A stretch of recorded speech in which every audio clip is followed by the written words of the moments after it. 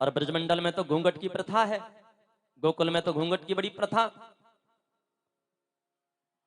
पहुंच गई पूतना ब्रजमंडल में, गोकुल में प्रवेश करती है। वहां सब नाच रहे हैं, गा रहे हैं, नंद के आनंद भयो जय कन्हैया लाल की। और बीच भीड़ में होकर के पूतना जा रही है नदरानी के भवन की ओर।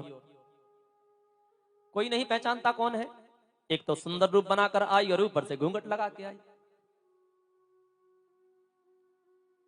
नदरानी के घर में प्रवेश किया, अंदर देखा मैया यशोदा अपने कन्हैया को धीरे धीरे पालने में झुला रही है। मैया झोटा दे रही है और लाला झूल रहे हैं।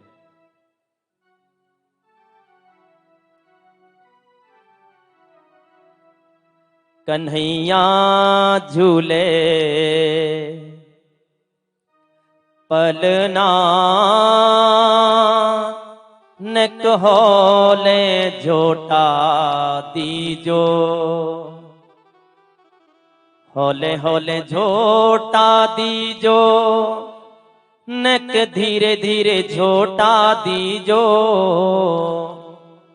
होले होले झोटा दीजो, नक धीरे धीरे झोटा दीजो, मेरो लाला झूले पलना न कहोले झोटा दीजो। धीरे धीरे कन्हैया झूल रहे हैं, मैया झोटा दे रही है। और पूतना पहुंच गई। यशोदा की नजर पड़ी, स्वागत किया, आओ बहन आओ, बहुत बहुत स्वागत, कहां से पधारी हो। पूतना कहती है पास के गांव में रहने वाली पंडितानी है। नदरानी जब पता चला कि तेरे घर में बेटा हुआ है, लाला हुआ है, तो आशीर्वाद देने आई हैं। यशोदा ने कहा बहन ये तो बड़ी कृपा करी तुमने, आप जैसे ब्राह्मणों के आशीर्वाद से ही तो मुझे लाला मिला है। आ जाओ बहन, मेरे लाला को आशीर्वाद दो। अच्छा बहन देखो, मैं तो जा रही हूं, बहुत से रिश्तेदार आए हैं, अतिथि आए हैं, उन सब की मुझे सेवा देखनी है। मैं तो चलूं सेवा देखूं और तुम लाला को आशीर्वाद दे दो। कह करके नदरानी चल दी बाहर को, और पीछे से मुड़ के देख रही है पूतना और कह रही है हाँ जा तो सही, आज तो इसको इकट्ठा ही आशीर्वाद दे के जाऊंगी, क्योंकि आई तो दूसरी नियत से है ना। अब नदरानी के जाने के बाद पूतना पालने के पास में आ गई। अब पालने के पास आकर अपने घूंघट को उठाया। जैसे ही पूतना ने घूंघट को उठाया, सुखदेव कहते हैं नन्हे से बालकृष्ण ने अपनी दोनों आंखें बंद कर ली, नेत्र बंद कर लिए। परीक्षित कहते हैं गुरुदेव भगवान ने नेत्र बंद कर लिए, आंखें बंद कर ली, क्यों? क्या इस पूतना को देख करके भगवान डर गए हैं? क्या भयभीत हो गए हैं? सुखदेव मुस्कुराए और कहते अरे राजन क्या बात कर रहे हो, क्या डरने वाला है ये? हाँ, क्या ये इस राक्षसी से भयभीत होगा? विचार करो। मद भयाद वाति वातोयम सूर्यस्तपति मद भयात वर्षतीन्द्रो दहत्यग्नि मृत्युश्चरति मद भयात। जिसके भय से ये सूर्य अपना कार्य कर रहा है, हाँ, जिसके भय से चंद्रमा धरती को शीतलता दे रहा है, जिसके भय से ये वायु सबको जीवन दे रही है, जिसके भय से वो काल अपना कार्य करता है, वो भय को भी भयभीत कर देने वाला क्या इस राक्षसी से डरेगा? तो फिर आंखें काय को बंद करनी? सुखदेव कहते हैं आंखें जो बंद की हैं भगवान ने, उसके पीछे कारण है, बता रहे हैं। परमात्मा ने आज नेत्र बंद किए, शायद भगवान ने मन में विचार किया है, देखो मेरे 24 अवतार होते हैं और 24 अवतार में 2 अवतार ही श्रेष्ठ हैं, रामावतार और कृष्णावतार। और इन दोनों ही अवतारों में बड़ी ग्लानि की बात है, बड़े दुर्भाग्य की बात है कि सबसे पहले मुझे स्त्री को मारना पड़ रहा है। रामावतार में ताड़का को मारा था और अब कृष्णावतार में ये पूतना मौसी आ गई, हाँ, इसे ठिकाने लगाना पड़ेगा। तो दोनों ही अवतार में मुझे स्त्री को मार करके शुरुआत करनी पड़ रही है, तो थोड़ी ग्लानि हुई है मन में, ग्लानि बस भगवान ने आंखें बंद कर ली है।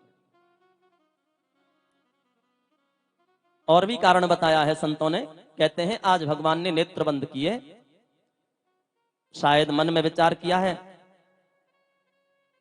देखो आज हम पूतना को मारेंगे। हमारा अवतार धरती पर हुआ है धर्म की स्थापना के लिए, धर्म संस्थापनार्थाय संभवामि युगे युगे, धर्म की स्थापना के लिए हम आए हैं। और उसके लिए आज हम सबसे पहला काम करने जा रहे हैं कि इस पूतना को ठिकाने लगाएंगे। ये उस कार्य की शुरुआत होगी, शुभारंभ होगा। तो सोचा अपने कार्य का शुभारंभ कर रहे हैं तो कम से कम भगवान गणपति का ध्यान तो करना चाहिए। कोई भी कार्य का शुभारंभ करने से पहले गणेश भगवान का स्मरण करते हैं कि नहीं, चिंतन करते हैं कि नहीं। स्वस्ति श्री गणेशाय नमः। तो भगवान ने भी आंखें बंद करके गणपति का स्मरण किया है, हमारे कार्य को निर्विघ्न करना। हे विघ्न हरता देव, हे गणपति, हम आपको वंदन करते हैं, प्रणाम करते हैं। और भी कारण बताया। परमात्मा ने नेत्र बंद किए, मन में सोच रहे हैं देखो मेरा अवतार हुआ है ब्रजमंडल में माखन मिश्री खाने के लिए, और माखन मिश्री तो अभी मेरे मुंह में गया नहीं है, ये पूतना मौसी जहर देने के लिए पहले आ गई। तो मैंने तो कभी जहर पिया नहीं है, मुझे तो अभ्यास है नहीं जहर पीने का। तो मन में सोचा हाँ भगवान भोलेनाथ को बढ़िया अभ्यास है विषपान करने का, भगवान शंकर को अच्छा अभ्यास है। जब समुद्र मंथन हुआ तो हलाहल विष निकला, समुद्र में से सबसे पहले क्या निकला, जहर निकला, हजारों टन जहर, लेकिन भगवान भोलेनाथ एक ही घूंट में पी गए। तो नेत्र बंद किए हैं आज कन्हैया ने, और भगवान भोलेनाथ का ध्यान लगाया और प्रार्थना कर रहे हैं, हे भोलेनाथ मैंने कभी विष नहीं पिया है, आपने तो बहुत जहर पिया है, आपका अच्छा अभ्यास है, आप आइए, आकर मेरे हृदय में विराजमान हो जाइए। आज पूतना मौसी का दूध दूध तो मैं पीता जाऊंगा और जहर जहर को आप पीते जाना। इससे भगवान भोलेनाथ का स्मरण किया है। और भी कारण बताया है संतों ने, कहा आज भगवान ने नेत्र बंद किए क्यों। परमात्मा ने मन में विचार किया, ये जो आई है ना सामने ये राक्षसी है, तो ये विकराल राक्षसी, लेकिन अपनी माया से सुंदरी बन के आई है। और जो माया से सुंदरी बने उसे क्या कहते हैं, जो माया से सुंदर रूप बनाए उसको क्या कहेंगे, मायावती। भाई जो माया से सुंदर बन जाए वो मायावती। और भगवान कौन है, भगवान है मायापति।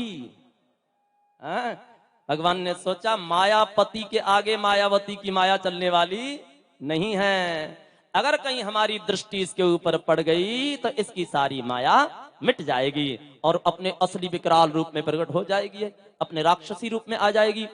और कहीं ये अपने राक्षसी रूप में प्रकट हो गई तो जो 5, 6, 7 दिन से नाच रहे हैं लोग, गा रहे हैं नंद के आनंद भयो जय कन्हैया लाल की, हर तरफ आनंद की लहर है, हर तरफ उत्सव मनाया जा रहा है। अगर कहीं ये अपने विकराल राक्षसी रूप में प्रकट हो गई हमारी दृष्टि पड़ते ही, तो सब भगदड़ मच जाएगी, हाहाकार मच जाएगा सारे ब्रजमंडल में, और सब आनंद चौपट हो जाएगा।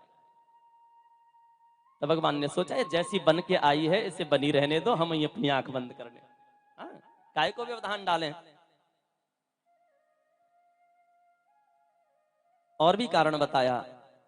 आज परमात्मा ने अपने नेत्र बंद किए, शायद भगवान ने मन में विचार किया है, देखो मैंने अब तक बड़ी बड़ी तपस्विनी, बड़ी बड़ी तेजस्विनी, बड़ी बड़ी भक्तिमयी माताओं का स्तन पिया है, दूध पिया है, जिसमें माता कौशल्या है, माता अदिति है, माता देवकी है, ये सब बड़ी बड़ी तपस्विनी माताएं हैं, हाँ बड़ी बड़ी भक्तिमयी माताएं हैं।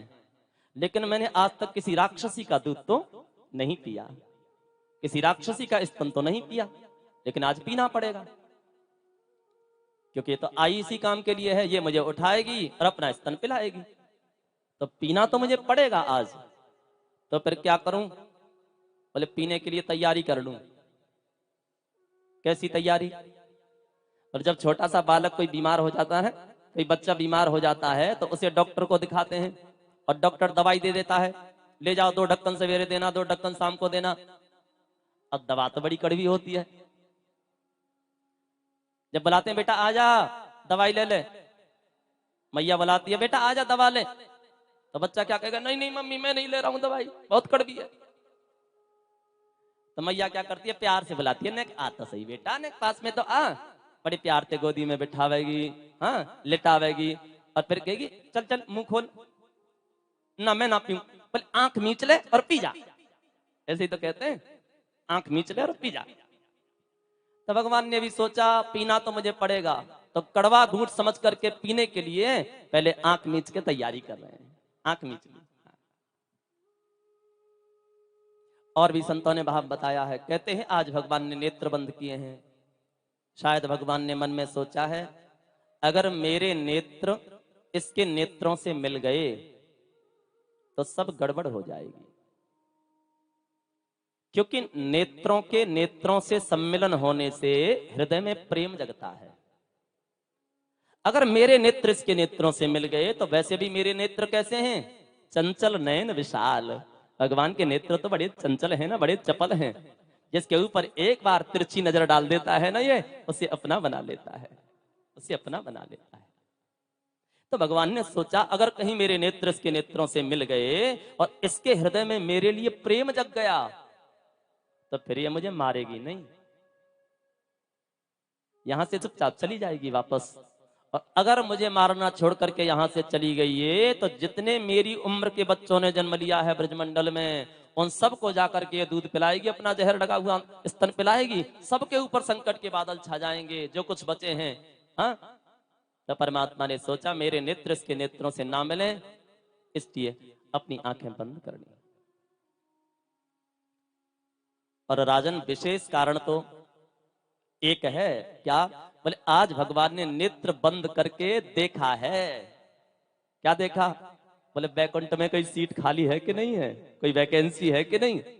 परमात्मा सोच रहे हैं चाहे ये किसी भी नियत से आई है, लेकिन आज ये काम क्या करेगी, ये काम तो वही करेगी जो मेरी मैया यशोदा करती है। जैसे मेरी माँ मुझे छाती से लगाकर अपना दूध पिलाती है, उसी प्रकार से मेरी मैया की तरह आज ये मुझे उठाकर अपने स्तन पिलाएगी, अपनी छाती से लगाएगी एक पुत्र की तरह। तो इसे माँ की गति तो मुझे देनी पड़ेगी ना, हाँ, इसे पहुंचाना तो वहीं पड़ेगा ना अपने धाम के लिए। तो परमात्मा ने नेत्र बंद करके देखा कि वैकुंठ में कोई सीट खाली है कि नहीं, पहुंचाना तो इसे वहीं पड़ेगा। बहुत से भाव संत विद्वानों के, सुखदेव कहते हैं अंत तो गत्वा, अब पूतना ने हाथ बढ़ाए और पालने में से नन्हे से कन्हैया को उठा लिया और उठाकर अपनी छाती से लगाया और अपना जहर लगा हुआ स्तन भगवान के मुख में दे दिया। कहते हैं बालकृष्ण ने दोनों हाथों से पूतना के स्तन को पकड़ा और बड़े प्रेम से दूध पीने लगे। धीरे धीरे दूध पी रहे हैं। पूतना मन में सोच रही है बस 2-4 घूंट पिएगा और मर जाएगा, डाल के पालने में भाग जाऊंगी, कौन देखने वाला है, कौन आई कौन गई। यहां तो हजारों आ रहे हैं, हजारों जा रहे हैं। लेकिन सुखदेव कहते हैं होना तो वहां कुछ और ही है ना। कोई कितना भी मनोरथ करे, ऐसा होना है, ऐसा हो जाए, ऐसा करूंगा तो ऐसा हो जाएगा, लेकिन मनोरथान करोत्युच्चै जनो दैव हतानपि। मनोरथ करने से क्या होता है, होता तो वही है जो मेरा गोविंद चाहता है, होता तो वही है जो मेरा परमात्मा चाहता है।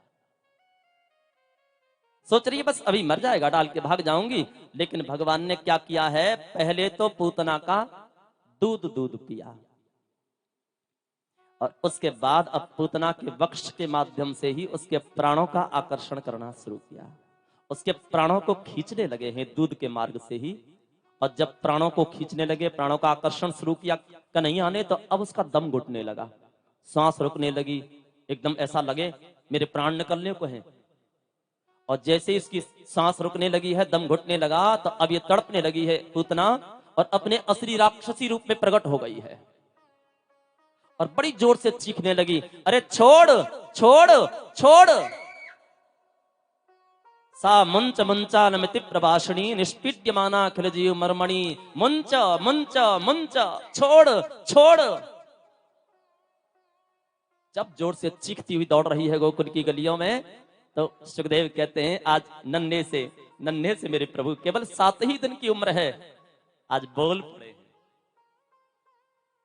भगवान कहते हैं अरे मौसी, हमने तो पकड़ वो ही सीखो है, छोड़ो तो हमने कभी सीखो ही ना है। हाँ, जिसको एक बार पकड़ते हैं फिर उसे छोड़ते थोड़ी ही हैं। अब ऐसे थोड़ी ही छोड़ेंगे, अब तो ठिकाने लगा के ही छोड़ेंगे।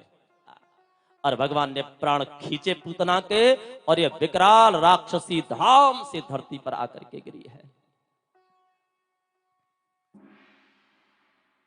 बड़ी जोर की आवाज हुई महाराज, ब्रजमंडल में भगदड़ मच गई। ये कैसी आवाज है, ये क्या हुआ है?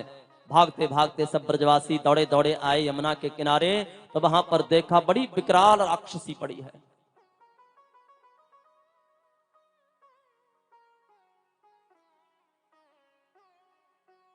उसके वक्षस्थल पर नन्हे से बाल कृष्ण खेल रहे हैं। जैसे तैसे करके कन्हैया को उतारा गया, माताओं को दिया, लाकर नदरानी को दिया है कन्हैया को।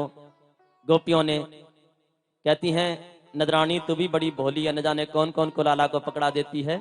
देखना अब ये तो राक्षसी थी, कन्हैया को कुछ हो जाता तो क्या होता। माताएं लेकर के लाला को गईं, आज उनको पवित्र कर रही हैं, पंचगव्य से स्नान करा रही हैं, गौमूत्र से गैया का गोबर मिलाकर के रगड़ रगड़ के कन्हैया को नहला रही हैं। राक्षसी को स्पर्श कर लिया है ना, राक्षसी को पकड़ लिया है, आज पवित्र करती हैं, गैया की पूंछ से झाड़ा देती हैं। ओम अपवित्र पवित्रो वा सर्वावस्थां गतोपि वा यस्मरेत पुंडरीकाक्षं सवयाभ्यंतरशुचिः। माताएं झाड़ा देकर गाय की पूंछ से उन्हें पवित्र कर रही हैं, और कन्हैया हंस रहे हैं, मुस्कुरा रहे हैं, मन में सोच रहे हैं धन्य है इन माताओं का भाव, मेरा ही नाम लेती जा रही हैं और मुझी को पवित्र कर रही हैं, मेरे ही नाम से मुझको ही पवित्र कर रही हैं। पवित्राणाम पवित्रम यो मंगला नाम च मंगलम, जो पवित्रों को भी पवित्र करने वाला है, जिनका केवल नाम लेने से जीव अंदर बाहर से पवित्र हो जाता है, आज उन्हीं को माताएं गैया की पूंछ से झाड़ा देकर पवित्र कर रही हैं। धन्य है इनका वात्सल्य, धन्य है इनका भाव। आज ब्रजवासियों ने लकड़ियां इकट्ठी की, ईंधन इकट्ठा किया, पूतना के शरीर के चारों ओर लगाया और इसमें अग्नि जला दी। बड़ी भयंकर आग लगी। अच्छा, कहते हैं पूतना जब गिरी थी ना धरती पर, तो इतना विकराल रूप है पूतना का। हमारे ब्रजवासी कहते हैं भैया, जब कन्हैया ने प्राण खींचे ना पूतना के, और जब ये पूतना धरती पे गिरी, तब बताओ कितनी लंबी चौड़ी है गई, कितनी लंबी चौड़ी है गई भैया। बोले सुनो, पूतना के पाम गिरे पैगाम में जाके, पूतना को मूड़ गिरे मुड़सान में जाके, पूतना के कान गिरे कानपुर में जाके, और पूतना के हाथ गिरे हाथरस में जाके। इतनी लंबी चौड़ी पूतना है। ये तो ब्रजवासी बालकों का भाव है। हाँ, लेकिन श्रीमद् भागवत में लिखा है, जब भगवान ने पूतना का प्राण हरण किया और जब यह पूतना गिरी है, तो उसका शरीर कितना त्रिगव्यूति, त्रिगव्यूति अंतरद्रुमान चूर्णयामास। सुखदेव जी कहते हैं 3 गव्यूति का इसका शरीर है। एक गव्यूति माने 2 कोस, और 3 गव्यूति 3 दूनी 6 कोस, 6 कोस माने 6 18 किलोमीटर। त्रिगव्यूति अंतरद्रुमान चूर्णयामास, भागवत में लिखा है 3 गव्यूति, इतने बीच में होकर के जो भी बाग बगीचा पेड़ पौधा थे वो पूतना के शरीर के नीचे दब करके चूर्ण बन गए हैं, चूर्णयामास।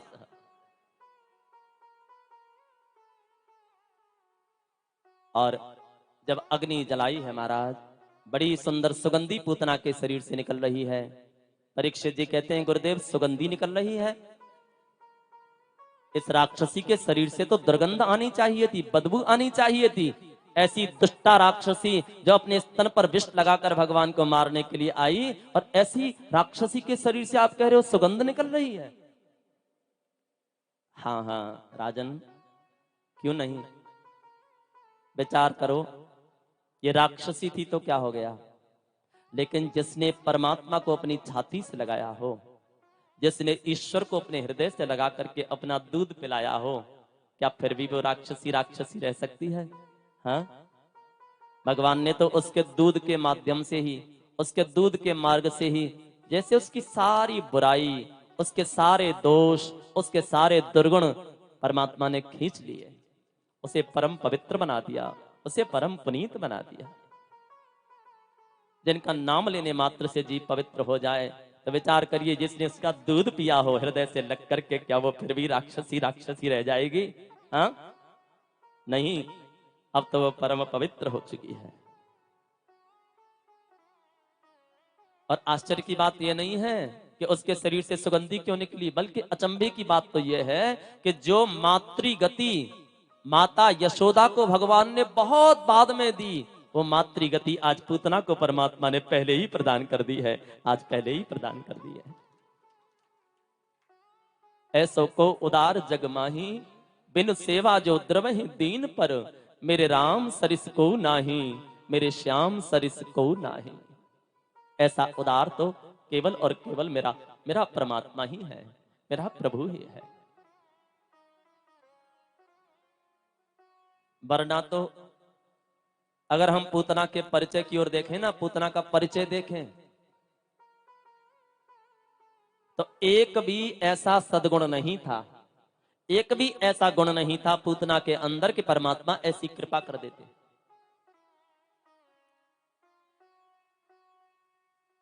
सबसे पहली बात तो नाम ही अच्छा नहीं है। लिखा है भागवत में, पूतना का परिचय दे रहे हैं सुखदेव। पूतना लोक बालग्नि, राक्षसी रुधिराशना, जिघांसया पिहरे, स्तनम दत्त्वा पसदगतिम। सबसे पहले तो इसका नाम ही बढ़िया नहीं है, पूतना। नाम क्या है? पूतना। पूतना माने क्या होता है? पूत धन ना बराबर पूतना। पूत कहते हैं पवित्र, पूत माने पवित्र, ना माने नहीं। जब पवित्र नहीं है उसी को कहते हैं पूतना। पवित्र क्या नहीं है? गीता में भगवान ने कहा है, नहीं ज्ञानेन सदृशम पवित्रम ही विद्यते। ज्ञान के समान कुछ पवित्र नहीं है, और अज्ञान के समान, अविद्या के समान कुछ अपवित्र नहीं है। तो ये जो पूतना है ना, ये अविद्या का स्वरूप है, अज्ञान का स्वरूप है। पूत ना, जो पवित्र नहीं, अविद्या, अज्ञान। अच्छा, ये गोकुल में 14 को आई थी, चतुर्दशी को आई थी ये पूतना। 14 के दिन ही क्यों आती है पूतना? बोले अविद्या रूपी पूतना का जो निवास होता है ना, वो 14 जगह बताया है। 5 कर्मेंद्रियां, 5 ज्ञानेंद्रियां, मन, बुद्धि, चित्त और अहंकार, ये 14 स्थान पूतना रूपी अविद्या के निवास के बताए हैं। लेकिन इन स्थानों पर ये अविद्या रूपी पूतना कब आती है, कब प्रवेश करती है? बोले जब गोकुल की गौएं वन में चली जाती हैं तिनका चरने के लिए। आज गोकुल की जो गैया थी ना, वो सब वन में गई हैं घास चरने के लिए, तिनका चरने के लिए। अर्थात गोकुल की गौ जब वन में चली जाए तिनका चरने, तो ये पूतना आती है। गोकुल किसे कहते हैं? संस्कृत में गो माने इंद्रियां, गो माने इंद्रियां, और इंद्रिय समूह, गोकुल इंद्रियों का ही जो समूह है। अर्थात हमारा ये शरीर जो है ना, ये गोकुल है, इंद्रियों का समूह है ये। और जब ये इंद्रिय रूपी गौ विषय रूपी वन में निकल जाती हैं वासना के तिनका चरने के लिए, तो ये अविद्या रूपी पूतना प्रवेश कर जाती है। पूतना जो पवित्र नहीं, या फिर पूतान नयति इति पूतना,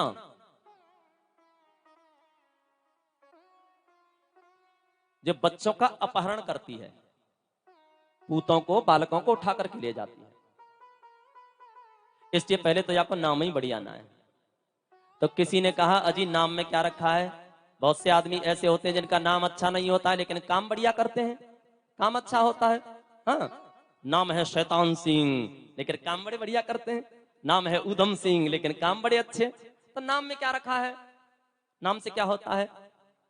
अच्छा काम करती होगी इसलिए भगवान ने कल्याण कर दिया। बोले नहीं नहीं, काम भी बढ़िया नहीं है इसका। लोक बालग्नि, सारे लोक में ये विख्यात थी, बच्चों को उठाकर ले जाती थी और उनकी हत्या कर देती थी, मार देती थी। बालकनी, तो जिसका ना नाम अच्छा है और ना काम अच्छा है, फिर क्या देखा कि मुक्त कर दिया। तो किसी ने कहा भैया कोई बात नहीं है, नाम अच्छा नहीं है, काम अच्छा नहीं है, खानदान बढ़िया होगा, बढ़िया कुल खानदान से ताल्लुक रखती होगी, इसलिए भगवान ने मुक्त कर दिया, कल्याण कर दिया। बोले नहीं नहीं, खानदान भी बढ़िया नहीं है, राक्षसी, राक्षस कुल से है, खानदान भी अच्छा नहीं है। बोले तो चलो भाई, नाम अच्छा नहीं, काम अच्छा नहीं, खानदान अच्छा नहीं, आहार बढ़िया करती होगी, फलाहार करती होगी, इसलिए परमात्मा ने मुक्त कर दिया। बोले फलाहार भी नहीं करती है, आहार भी बढ़िया नहीं है, क्या करती है? बोले रुधिरासना, रुधिर है असन जिसका, माने जिसका भोजन क्या है? रक्त। बच्चों को उठाकर ले जाती है, उनकी हत्या करती है और उनके खून को पी जाती है। तो जिसका ना नाम बढ़िया, ना काम बढ़िया, ना खानदान बढ़िया, ना आहार बढ़िया, तो फिर तो कोई बोला भाई कोई बात नहीं है, नाम अच्छा नहीं, काम अच्छा नहीं, खानदान अच्छा नहीं, आहार अच्छा नहीं, मन ही मन ना ये परमात्मा से प्रेम करती हो। क्योंकि परमात्मा तो केवल प्रेम ही देखते हैं ना, केवल प्रेम का नाता ही परमात्मा स्वीकार करता है। ये तो सब बाहर की क्रियाएं हैं। हाँ, वो मन ही मन प्रीति करती होगी ठाकुर जी से, इसलिए उसका कल्याण कर दिया। तो बोले नहीं, प्रेम भी नहीं करती है। आज आई है क्या नियत लेकर के? क्या इसके मन में प्रेम भरा था कि जाकर के कन्हैया को गोदी में खिलाऊंगी? नहीं, जिघांसयापि हरे, ये आई है हंतम इच्छा लेकर के, मारने की नियत लेकर के, कि जाकर अपना जहर लगा हुआ दूध पिलाऊंगी और मर जाएगा। तो जिसका ना नाम बढ़िया है, ना काम बढ़िया है, ना खानदान बढ़िया है, ना आहार बढ़िया है, ना व्यवहार बढ़िया है, परमात्मा ने क्या देखा कि उसे मुक्त किया? तो सुखदेव कहते हैं राजन, कुछ भी ना सही, ना उसका नाम अच्छा था, ना उसका काम अच्छा था, ना उसका कुल खानदान अच्छा था, ना उसका आहार अच्छा था, ना उसका व्यवहार अच्छा था, लेकिन परमात्मा ने इन सब की ओर दृष्टि नहीं डाली। उसने तो केवल एक ही चीज देखी, क्या? बोले स्तनम दत्वाप सदगतिम, भगवान ने केवल इतना देखा कि इसने तो मुझे मेरी मैया की तरह छाती से लगा के दूध पिला दिया, अब तो इसका कल्याण करूंगा।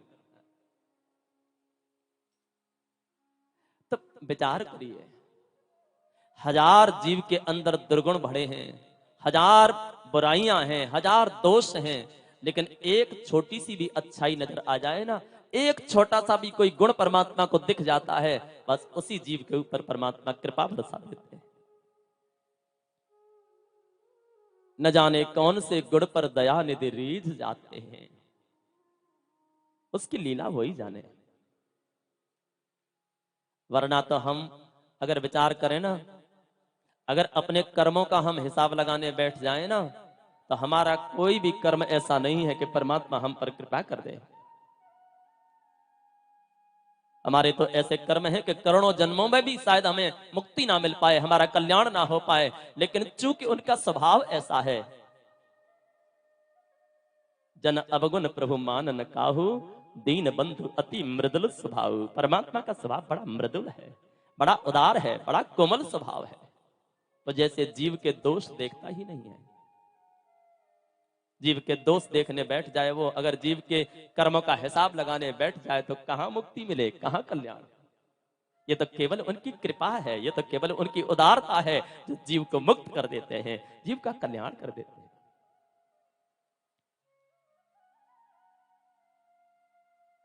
बहुत सुंदर पंक्तियां कही हैं किसी ने, बड़ा सुंदर कहा है,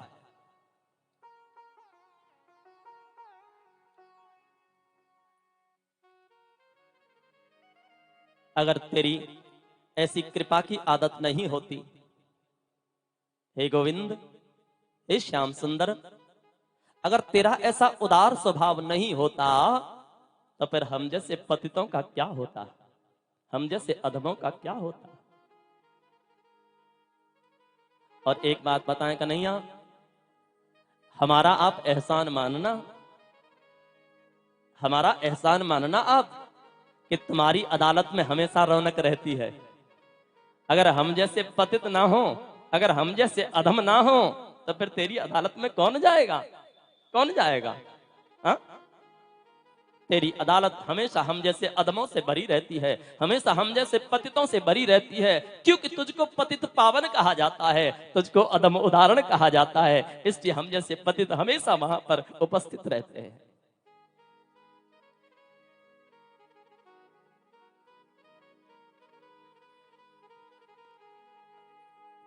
ब्रज के बड़े परम रसिक संत श्री बिंदु जी महाराज इस भाव को अपनी कविता में व्यक्त कर रहे हैं। बहुत सुंदर भाव है। वे श्याम सुंदर, ये तेरी कृपा की जो आदत है ना, ये तेरी जो उदारता की आदत है, इसी से तेरी अदालत हमेशा हरी भरी रहती है। आइए गुनगुनाते हैं एक दो पंक्ति। बड़ा सुंदर भाव है श्री बिंदु जी महाराज का।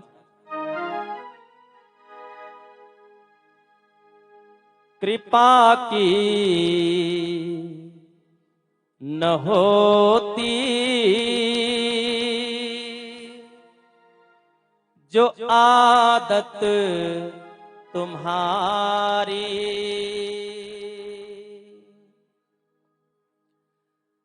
कृपा की न होती जो आदत तुम्हारी, कृपा की न होती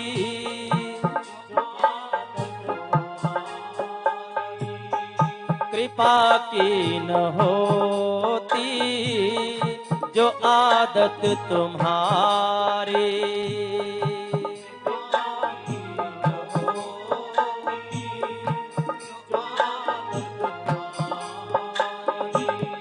तो सुनी ही रहती अदालत तुम्हारी, कृपा की न होती,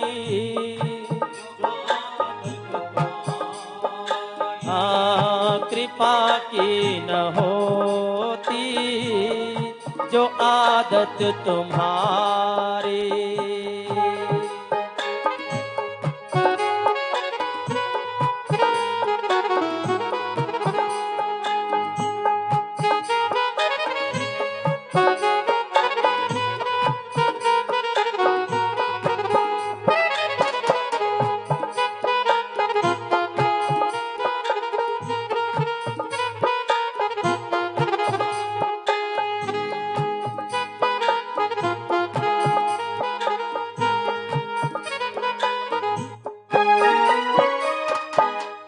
जो तीनों के दिल में जगह तुम न पाते, जो तीनों के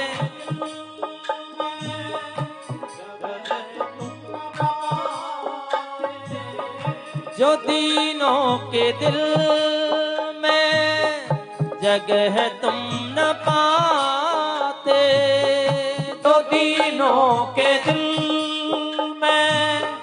जगह तुम न पाते, तो किस दिल में होती हिफाजत तुम्हारी, कृपा की न होती जो आदत तुम्हारी, हाँ कृपा की न होती जो आदत तुम्हारी, कृपा की न होती जो आदत तुम्हारी।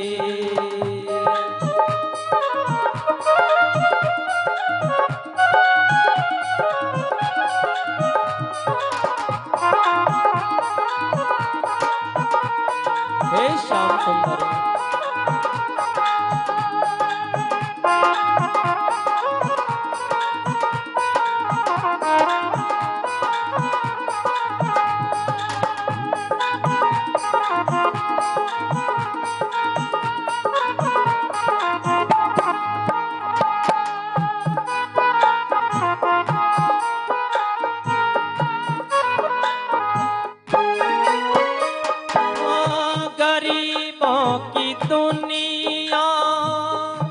है आबाद तुमसे गरीबों की दुनिया, है आबाद तुमसे गरीबों की दुनिया, है आबाद तुमसे गरीबों की दुनिया, है आबाद तुमसे गरीबों से है बादशाहत तुम्हारी, कृपा की न होती जो आदत तुम्हारी, कृपा की न होती जो आदत तुम्हारी।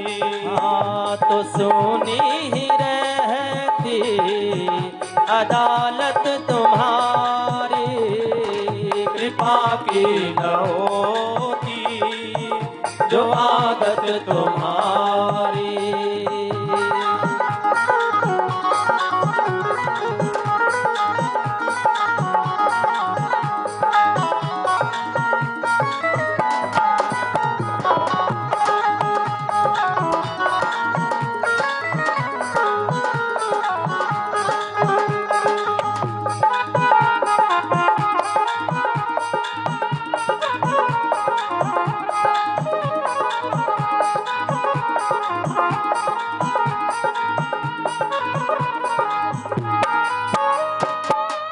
न हम होते मुल्जिम, न तुम होते हाकिम,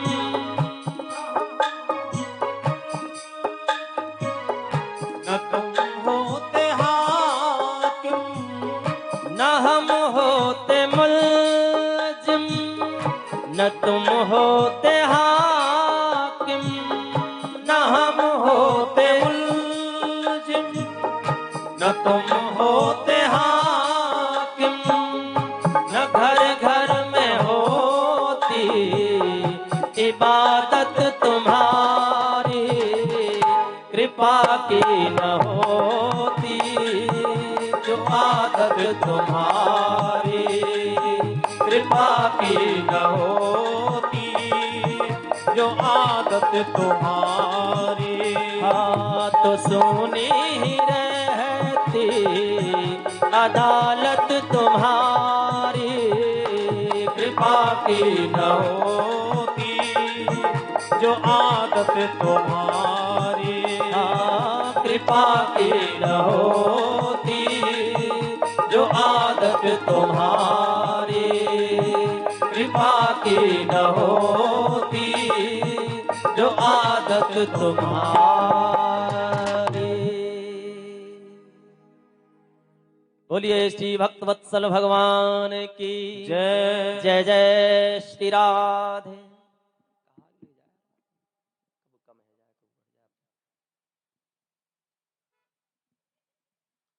परमात्मा बड़ा उदार है। बहुत सुंदर कहा है किसी ने, हम तो कितनी गलती करते हैं। जीव का स्वभाव है गलतियां करना, अपराध करना जीव का स्वभाव है। गुलाम गरचे खता बेशुमार करते हैं, गुलाम गरचे खता बेशुमार करते हैं, मगर दयालु ना उन पर विचार करते हैं। जो किसी तौर उन्हें कुछ भी अपना मान चुका, उसे वो प्राणों से भी बढ़ के प्यार करते हैं। कुटिल हो, क्रूर हो, खल हो, मगर हो उनसे लगन, तो उसके ऐबों का वो खुद सुधार करते हैं। जो सच्चे दिल से करे एक बार याद उन्हें, वो दिल में याद उसे लाख बार करते हैं, वो दिल में याद उसे लाख बार करते हैं। ऐसो को उदार जगमाही, ऐसे राम दीन हितकारी। हाँ, ऐसे राम दीन हितकारी, अति कोमल करुणा निधान, बिनु कारण पर उपकारी। ऐसे राम दीन हितकारी, साधनहीन दीन निज अघबस, शिला भई मुनि नारी। गृहते गवन परस पद पावन, घोर शापते तारी। ऐसे राम दीन हितकारी।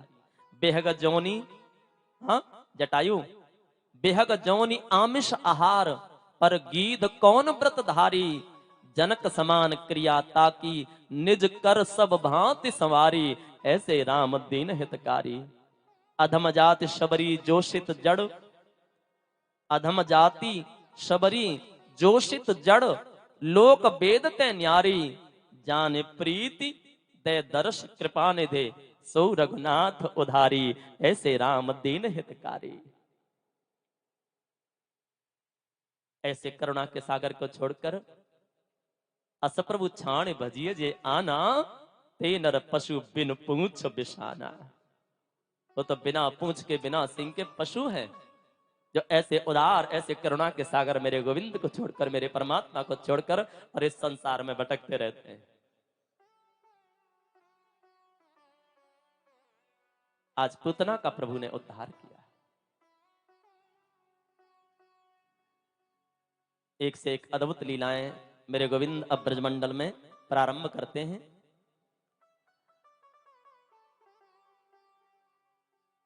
आज कन्हैया का जन्म नक्षत्र आया है।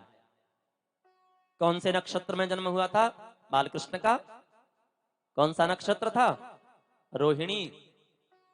हाँ, भगवान ने सोचा माता देवकी के गर्भ से तो मैं जन्म ले रहा हूं, लेकिन मैया रोहिणी के लिए क्या? तो परमात्मा ने कहा चलो माता का जो नाम राशि नक्षत्र है ना, रोहिणी नक्षत्र, उसी में जन्म लूंगा। तो आज कन्हैया का जन्म नक्षत्र आया है। और देखो मैया यशोदा जो है ना, मैया यशोदा, जरा सा कोई बहाना मिल जाए बस उत्सव, हाँ, रोज तीसरे दिन कोई ना कोई उत्सव मनाने के लिए बैठ जाती है। आज क्या हुआ है, मैया ने लाला को स्नान कराया, बड़ा सुंदर श्रृंगार किया, स्तनपान कराया और थपकी देकर के कन्हैया को पालने में सुला दिया। लाला सो रहे हैं, मैया अपना कामकाज कर रही थी। इतने में ही मैया की अचानक नजर पड़ी, दृष्टि गई पालने के ऊपर, तो क्या देखा मैया ने, पालने में लेटे लेटे कन्हैया ने अपने आप करवट बदल ली। अपने आप करवट बदलना बच्चे के लिए बड़ा विशेष माना जाता है। जैसे लेटा दो वैसे ही लेटता रहता है बालक, लेकिन अपने आप करवट बदलने लग जाए इसका मतलब वो बड़ा हो गया है। आज जैसे ही मैया की नजर पड़ी कि लाला ने तो अपने आप करवट बदल ली, तो एकदम से मैया उछल पड़ी, अरे मेरो कन्हैया तो बड़ो है गयो, मेरो लाला तो बड़ो है गयो। अरे ठाकुर के, अरे नाई के ने यहाँ आ। तो बाज के नाई आयो, हाँ मैया कहा बात है? बोले जा, चलो जा। और सारे गोकुल में लगा दे बुलायो।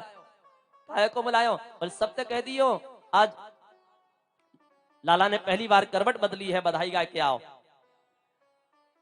तो ठाकुर ने जाके पूरे गोकुल में बुलाया, लगा दिए गोपियन थे जाके। बोले गोपियों जाओ, आज मैया के लाला ने पहली बार करवट बदली है, जाके बधाई दे के आओ, बधाई गा के आओ। सब ब्रज गोपियां आ गई इकट्ठी होकर के। मैया ने स्वागत किया, आ जाओ बहन आ जाओ।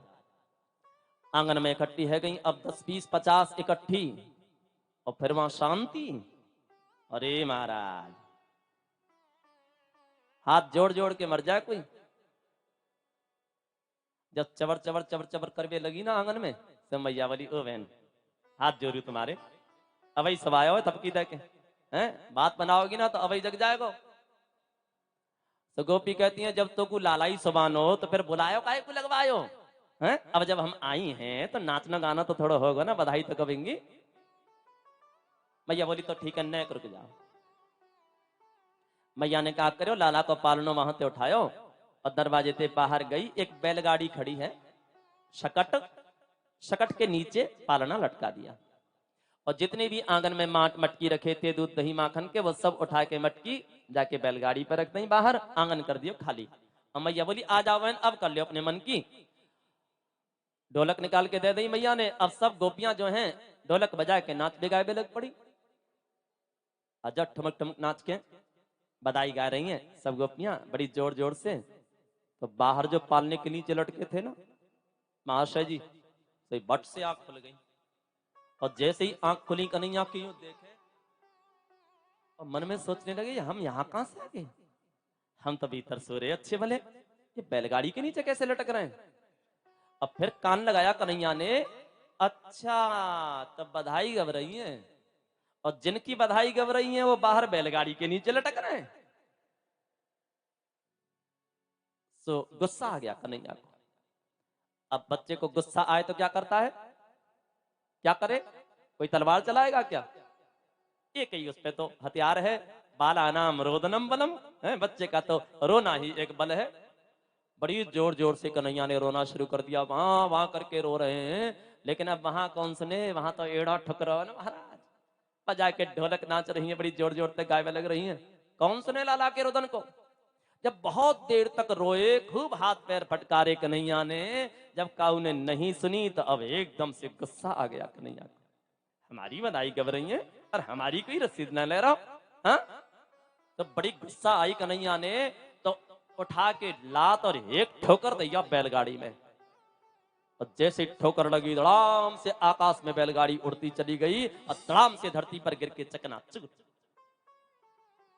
सब बैलगाड़ी टूट गई, माट मटका सब फूट गए और पालनों गिरो दूध जाके। और जब बैलगाड़ी टूटी, बड़ी जोर की आवाज भई, तो अब सब नाच बगाए वो बंद है, भागी निकल के घर में। तो ये कहा भाई ये आवाज कैसे भई? और जैसे ही दरवाजे पे बाहर निकल के आई तो देखो बैलगाड़ी टूटी पड़ी है, माट मटका सब फूटे पड़े हैं, एक तरफ पालनो पड़े है, कन्हैया धूल में पड़े हैं। जाके भाग के गोपी ने कन्हैया को उठाया, मैया को ला के दिया, छाती से लगाया, टटोल के देख रही कहीं चोट तो ना लग गई। पर अब सब गोपी खड़ी हैं और विचार कर रही हैं, ये बैलगाड़ी टूटी तो कैसे टूटी? ना तो कोई आंधी आई, हाँ, ना कोई तूफान आयो, ना कोई भूकंप आयो, ना कोई बैल साण यहाँ के निकल के गयो, ना कोई गैया गवरिया निकल के गई। ये बैलगाड़ी टूटी तो टूटी कैसे? अब जब सब गोपी खड़ी विचार कर रही हैं तो इतने में एक ब्रजवासी बालक छोटा सा दौड़ करके आया और आकर के बोला, मैया मैया मैया हम बताओ में ये बैलगाड़ी कैसे टूटी? तुम यही तो सोच रही हो ना कि बैलगाड़ी कैसे टूटी? बोले हाँ लाला सोच तो यही रही है। तो हम बताओ में? हाँ बता। बोले देख मैया, तुम तो लाला के पालने को बैलगाड़ी के नीचे टांग के चली गई, हम यहाँ खेल रहे थे पास में, जब तुम जोर जोर से नाचवे गायबे लगी तो कन्हैया की आंखें खुल गई। और ये जब जोर जोर से रोने लगे, हमने रुदन सुना लाला का, तो हमारे मन में आई कि जाके उठा के कन्हैया मैया दया मिला। तो हम दौड़ के आए तुम्हारे कन्हैया के पास में, उठा के तुमको देवे के ताई। तो मैया हमने कहा देखो तेरे या छोटे से लाला ने या बैलगाड़ी में एक लात दी और बैलगाड़ी आकाश में उड़ती चली गई और धड़ाम से धरती पे गिर के चकनाचूर। मैया बोली अच्छा एकदम सही कह रहे हो? बोले हाँ भैया तेरी सौगंध खा रहे, हमने तो ऐसे ही देखो। मैया थप्पड़ लगे पड़ी बहरा के, कहीं भांग तो ना खाया होता है, हाँ? ये छोटे से लाला ने 1.5 बिलान को छोरा यानी ठोकर मारी और बैलगाड़ी आकाश में उड़ा दी। और छोरा 100 सौगंध खामे, मैया तेरी कसम खा के कह रहे हैं, बाबा की सौगंध खा के कह रहे हैं, हमने तो अपनी आंखें से यही देखो कि यानी मारी लात और उड़ा दी बैलगाड़ी आकाश में। लेकिन अब मैया कैसे माने यह बात है? मान सके कोई? छोटो सा जाको लाला हो 1.5 बिलान को 100 लाला और कोई कह के यानी लात मार के बैलगाड़ी उड़ा दी, कैसे विश्वास करे? माँ का वात्सल्य कैसे भरोसा करे इस बात का, कैसे विश्वास करे कि ये मेरा छोटा सा कन्हैया बैलगाड़ी को लात मार के उड़ा सकता है? क्योंकि वो जानती नहीं है ना ये कौन है, कर तुम अकर तुम अन्यथा कर तुम समर्थ है। ये कुछ भी कर सकता है, क्या नहीं कर सकता? ये बैलगाड़ी को ठोकर मार के नहीं, ये सारे ब्रह्मांड को ठोकर मार करके उड़ा सकता है, इसके लिए सब कुछ संभव है। तू कैसी बात कर रही है?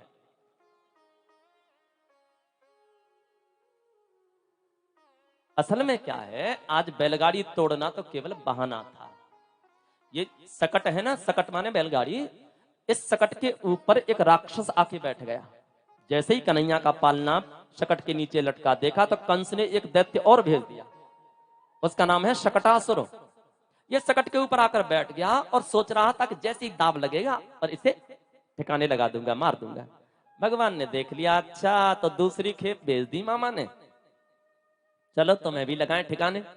भगवान ने सकट को तोड़ने के बहाने से इस राक्षस का उद्धार किया है, इसे समाप्त किया है, कोई समझ भी न पाए और अपना काम भी हो जाए। आज एक तृणावर्त नाम का दैत्य और भेज दिया फिर कंस ने मारने के लिए। कन्हैया को यशोदा के आंगन से उठा करके ले गया। ये तृणावर्त कहते हैं, जो गोल गोल आंधी बबूड़ा जो होता है उसको कहते हैं तृणावर्त। ये बबूड़े का रूप बना करके आया है और कन्हैया को उठाया आंगन से, बिठा के कंधे पे। अब पहले तो घूम रहा है सारे गोकुल में। जब सारे गोकुल में घूम रहा है कंधे पे बिठा कर लाला को, तब कन्हैया मन ही मन में बड़े खुश है रहे। मन में सोच रहे भैया आज तो बड़ा आनंद आ रहा है, हाँ, आज तो मामा ने उड़न खटोला भेज दिया हमारे लिए।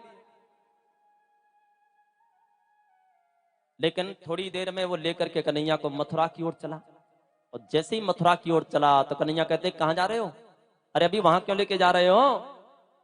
पर वो तो उसी के लिए आया था, वो तो इसी काम के लिए आया था कि लेके मथुरा जाना है। कन्हैया कहते हैं अरे भैया अभी से काय को ले जा रहे हो वहां? उसे जी लेने दो थोड़े बहुत दिन और, अभी से काय को ले जा रहे हो? लेकिन जब वो नहीं माना, लेकर के जाने लगा, तो कन्हैया ने अपना वजन बढ़ाना शुरू किया। अणोरणियान महतो महियान, जो हल्के से हल्का बनना जानता है वो भारी से भारी भी तो बनना जानता है। उसने इतना वजन बढ़ाया कि अब तृणावर्त एकदम हाँपने लगा, पसीना पसीना हो गया तृणावर्त। और सोचने लगा कि इसमें इतना वजन कैसे हो गया, कहीं ऐसा तो नहीं मुझसे गलती हो गई हो, भूल हो गई हो, मैं यशोदा के आंगन से उसके कन्हैया को नहीं बल्कि कोई काला सा बड़ा सा पत्थर उठा के ले आया हूं गलती से, इतना भारी। और भगवान मन में सोच रहे हैं भले आदमी, दुनिया तो पत्थर में भी मेरा दर्शन करती है, हाँ, मेरे भक्त तो पत्थर में मेरा दर्शन करते हैं, और तेरी बुद्धि पे कैसे पत्थर पड़ गए कि तू साक्षात मुझ में भी पत्थर देख रहा है। चल तेरी खोपड़ी को पत्थर पे ही पटक के मारूंगा। गर्दन पकड़ी कन्हैया ने दोनों हाथ से, और जैसे ही गर्दन दबाई महाराज धड़ाम से धरती पर गिरा, मस्तक पत्थर से टकराया और चकनाचूर हो गया। उड़ गए प्राण पखेरु। दौड़ी हैं माताएं, जाकर के देखा एक राक्षस मरा पड़ा है और भगवान रेत में धूली में खेल रहे हैं। उठा करके मैया ने झाड़ पहुंच के छाती से लगाया और मैया कहती है हे भगवान, पता ना मेरे लाला के कौन पीछे पड़ गए है। अब देखो तो ये राक्षस न जाने कहां से मेरे लाला का अहित करने के लिए आया था, लेकिन अपने पाप से खुद ही मर गया। संत ब्राह्मणों को घर में बुलाकर मैया उनको भोजन कराती है, जिमाती है, अपने लाला को आशीर्वाद दिलाती है। पंडित जी मेरे लाला को ऐसा आशीर्वाद दो कि इसका कोई बाल बांका न कर सके। ब्राह्मण आशीर्वाद देते हैं। तृणावर्त को मारा है भगवान ने। तृणावर्त माने बबूड़ा, बबूड़ा माने वायु का विकार, वायु का विकार ही तृणावर्त होता है। तो मानो इस तृणावर्त को मार करके परमात्मा ने जो वायु तत्व है ना, पंच महाभूत होते हैं, पृथ्वी जल अग्नि वायु आकाश, ये पंच महाभूत हैं। और परमात्मा ने धरती पर अवतार लिया है किसके लिए? धर्म संस्थापनार्थाय, धर्म की स्थापना करने के लिए। तो भगवान ने मन में विचार किया है इस धरा पर धर्म की स्थापना करने के लिए मुझे क्या करना पड़ेगा? बोले इन पंचभूतों को परिष्कृत करना पड़ेगा, इन्हें पवित्र करना पड़ेगा, इनको निर्विकार करना पड़ेगा, इनको शुद्ध करना पड़ेगा, तब धर्म की स्थापना होगी। तो आज तृणावर्त को मार करके मानो जो वायु तत्व है उसकी परमात्मा ने शुद्धि कर दी है, उसे पवित्र कर दिया, उसे निर्मल कर दिया है। वायु का विकार तृणावर्त।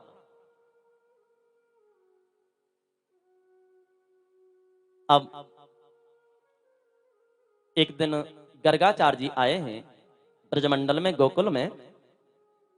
अभी तक देखो इन दोनों बच्चों का नामकरण नहीं हुआ था, ना रोहिणी के पुत्र का और ना कन्हैया का। अभी विधिवत रूप से नामकरण नहीं हुआ, केवल मैया ने अपना घर का नाम रख लिया था, कनुआ कह करके बुलाती है लाला को मैया यशोदा। और मैया ने तो हमेशा ही कनुआ कह करके बुलाया, नामकरण भी हो गया, न जाने कितने पंडित जी ने नाम रख दिया, लेकिन फिर भी मैया क्या कहती है? कनुआ। कनुआ कह के बोले या कि मैया परम मुदित मन लेत बलैया, यह छवि नैनन में भर लीजिए, अपनो जन्म सफल कर ली। ये तो मैया का कनुआ ही रहा सदा। गर्गाचार्य जी आए हैं और गुप्त रूप से आज दोनों बालकों का नामकरण किया है गर्गाचार्य जी ने। निवेदन कर रहे हैं श्री गर्गाचार्य। माता यशोदा की गोदी में तो रोहिणी का पुत्र है और मैया रोहिणी की गोदी में कन्हैया है। दोनों अदला बदली करके बैठी हैं माताएं। गर्गाचार्य जी की परीक्षा लेना चाहती हैं कि पंडित जी ऐसे ही हैं या वैसे ही खड़िया पलटन डोल है। हाँ। लेकिन जान गए गर्गाचार्य माताओं की चालाकी को। अच्छा, तो अदला बदली कर लिए हैं लालाओं को। आज मैया यशोदा की गोदी में जो रोहिणी का पुत्र है उनका नामकरण कर रहे हैं गर्गाचार्य। अयम ही रोहिणी पुत्रो रमयन् सुहृदो गुणैः आख्यास्यते रामैति बलाधिक्यात् बलं विदुः। अयम ही रोहिणी पुत्रो, हे यशोदे, ये तुम्हारा बेटा नहीं है, ये रोहिणी का बेटा है। रमयन् सुहृदो गुणैः, जो गुणों में क्या कहने, आख्यास्यते राम इति, मैं इनका नाम राम रखता हूं। लेकिन बलाधिक्यात् बलम विदुः, बल में अधिक होने के कारण, बल की अधिकता होने के कारण लोग इनको बलराम कहेंगे। बलभद्र इनका नाम होगा, दाऊ दयाल इनका नाम होगा, हलधर इनका नाम होगा, संकर्षण देव इनका नाम होगा। और अब रोहिणी मैया की ओर देखा और गोदी में देख करके गर्गाचार्य प्रभु को एक बार को तो बस देखते रह गए हैं। मन में सोच रहे हैं, मां मैं इसका क्या नामकरण करूं, मेरी तो समझ नहीं आता।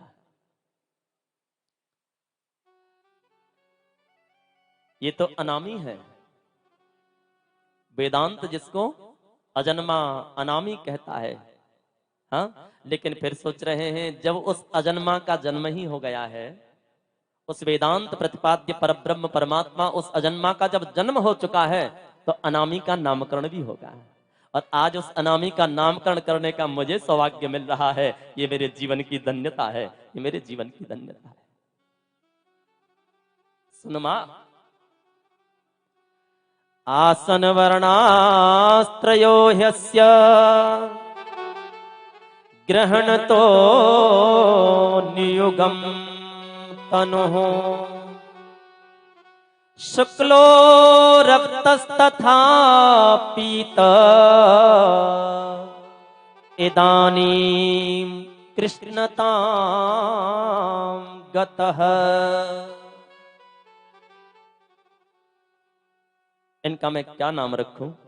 पहले इनका शुक्ल वर्ण था मैया, उसके बाद में इनका रक्त वर्ण हुआ, उसके बाद में फिर पीत वर्ण हुआ और अब इनका कृष्ण वर्ण है। कृष्ण माने काला, श्याम। अब इनका कृष्ण वर्ण है, इसलिए इनका नाम मैं कृष्ण ही रख देता हूं।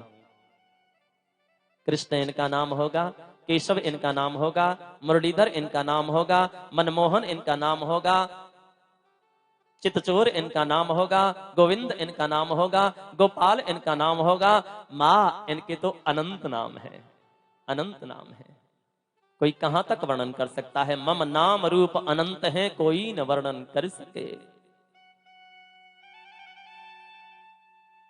बहुत सी दान दक्षिणा आज गर्गाचार्य जी को दी है माताओं ने, लेकिन उन्हें क्या दान दक्षिणा चाहिए थी? उन्हें तो सबसे बड़ी दक्षिणा मिल गई है। उन्हें तो अपने प्रभु का जो दर्शन मिला, इससे बड़ी और दक्षिणा क्या हो सकती है? इससे बड़ी क्या दक्षिणा हो सकती है? दोनों बालकों का नामकरण आज संपन्न हुआ है। अब देखिए, एक दिन मैया ने दोनों भाइयों को स्नान कराया है और बड़ा सुंदर श्रृंगार किया। दोनों घुटमन घुटमन चलते हैं आंगन में। नहला धुला करके बढ़िया बढ़िया वस्त्र पहनाए हैं मैया ने। सिर पर छोटा सा मुकुट बांधा है जिसमें मोर का पंख लगा दिया है। आंखों में काजल लगा रही है मैया यशोदा, कन्हैया के नेत्रों में अंजन लगा रही है। और भगवान मुस्कुरा रहे हैं। सुखदेव कहते हैं राजन एक बार जरा देखो तो सही, एक बार जरा देखो इस भाव को। ये नेत्रों में अंजन लगा रही है। कौन से नेत्रों में अंजन लगा रही है? हाँ, जिन नैनन की शैन सो सृष्टि प्रलय है जाए, जिन नैनन की शैन सो सृष्टि प्रलय हो जाए, उन नैनन में यशोदा अंजन रही लगाए।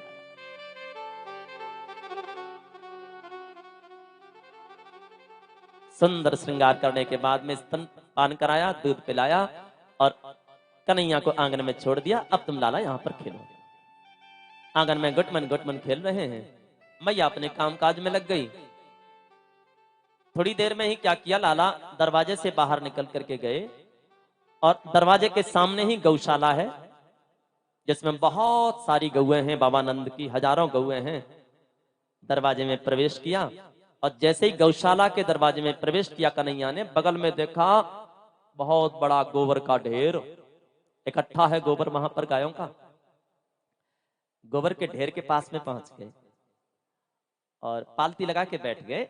मन में सोचने लगे, देखो भैया जब कबू हमसे कुछ गड़बड़ है जाए ना, तो मैया हमें गाय के मूत्र से, गाय के गोबर से रगड़ के नहलाती है, हमें पवित्र करती है। अरे मैया हमको करती रहती है, कबू कबू हमें खुद भी तो करना चाहिए। तो गोबर के ढेर के पास में बैठे और दोनों हाथ से गोबर लिया गाय का और बढ़िया तरह से रगड़ रगड़ के लगाने लगे। पूरे सिर पे लगाया, गालों पे लगाया, सारे अंगों पर गोबर लगाया, गाय का घिस के और बैठ गए पालती लगा के। अब मैया ने देखी कि आंगन में कन्हैया नाय से आवाज लगाई, कनुआ लाला कहाँ है? कनुआ कनुआ करते हुए मैया जब निकल के गई दरवाजे से बाहर, जैसे ही गौशाला के दरवाजे में प्रवेश किया मैया ने, तो वहां पर देखा गोदन माड़ू। हाँ, पूरे शरीर पे महाराज गोबर लगा कर गाय का बैठे हैं, पालती लगाए।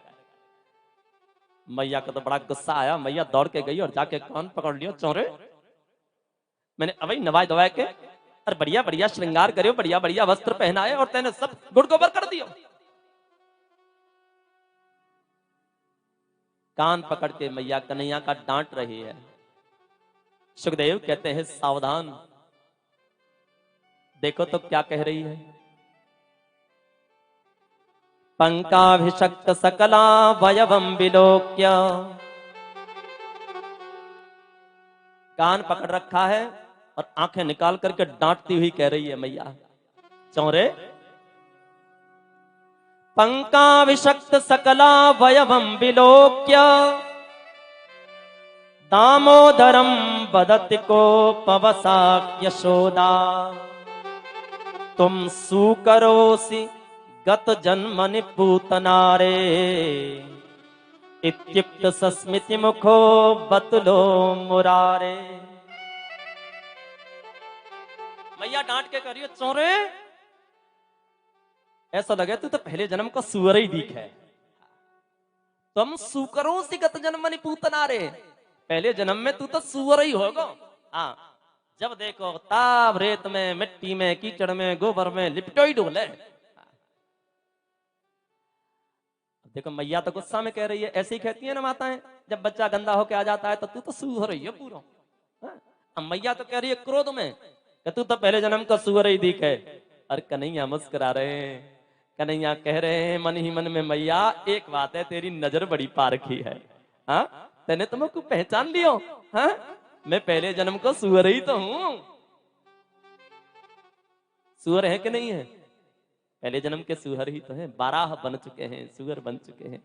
माँ तू झूठ नहीं कह रही है, तू चाहे गुस्सा में ही कह रही है, लेकिन कह तो तू एकदम सत्य ही रही है, मैं पहले जन्म का सुअर ही हूं।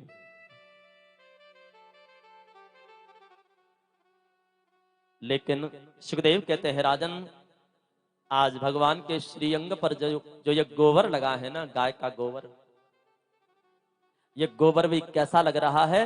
पंकांग राग रुचिरऊ। आज ये गोबर भी परमात्मा के श्री अंग पर जाकर के मानो अंगराग की तरह सुशोभित हो रहा है, सुंदर लग रहा है, शोभायमान हो रहा है। रेत मिट्टी बालू में भी लिपटे हुए कन्हैया कैसे लगते हैं। हाँ, अगर किसी से पूछना है तो एक बार रसखान जी से पूछ करके देखो, बताएं कैसे लगते हैं रेत मिट्टी में लिपटे हुए भी। बहुत सुंदर निवेदन कर रहे हैं। दूल भरे अति शोभित श्याम जू, तैसी बनी सिर सुंदर चोटी। खेलत खात फिरे अंगना, पग पैजनी बाजत पीरी कछोटी। वाह छवि को रस खान बिलोकत, वारति काम कला निधि कोटि। काग के भाग कहा कहिए, हरि हाथ सो ले गयो माखन रोटी। काग के भाग कहा कहिए, हरि हाथ सो ले गयो माखन रोटी। रसखान कह रहे हैं धूली भरे अति शोभित श्याम जू। केवल शोभित नहीं, केवल सुंदर नहीं, बल्कि अति शोभित, अति सुंदर लग रहे हैं। सारे शरीर पर धूली लगी है, रेत मिट्टी लगी है, लेकिन अति शोभित श्याम जी। पंकांग राग रुचिरो, और क्यों न हो मेरे परमात्मा के श्री अंग का संस्पर्श जिस